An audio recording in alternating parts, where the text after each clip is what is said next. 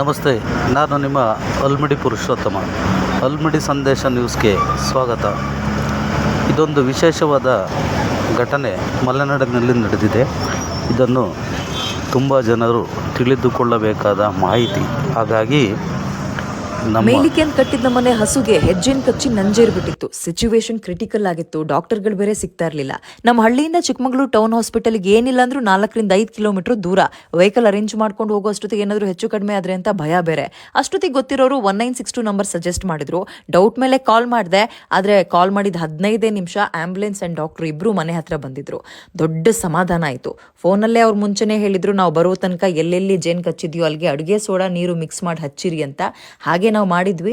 ಅವ್ರು ಬಂದು ಟ್ರೀಟ್ಮೆಂಟ್ನ ಶುರು ಮಾಡಿದ್ರು. ಇವತ್ತು ಸ್ವಲ್ಪ ಲೇಟ್ ಆಗಿದ್ರು. ಹಸು ಜೀವ ಮಾತ್ರ ಅಲ್ಲ, ಮೊನ್ನೆ ಹುಟ್ಟಿದ ನಮ್ಮನೆ ಕರು ಕೂಡ ತಬ್ಲಿ ಆಗೋಗ್ಬಿಡ್ತಿತ್ತು. ವಿಡಿಯೋ ಮಾಡಿದ ಉದ್ದೇಶ ಇಷ್ಟೇ. ನಮ್ಮ ಥರನೇ ಸಾವಿರಾರು ಜನ ದನ ಕರು ಕುರಿ ಅಂತೆಲ್ಲ ಸಾಕಿರ್ತಾರೆ. ಅವ್ರಿಗಿಂತ ಫೆಸಿಲಿಟೀಸ್ ಗೊತ್ತಿದ್ರೂ ಬಳಸ್ಕೊಂಡಿರಲ್ಲ. ಅಂಥವ್ರು ಇವತ್ತೇ 1962 ನಂಬರ್ನ ಮಿಸ್ ಮಾಡದೆ ಸೇವ್ ಮಾಡ್ಕೊಳ್ಳಿ, ಬಳಕೆಗೆ ಬರುತ್ತೆ.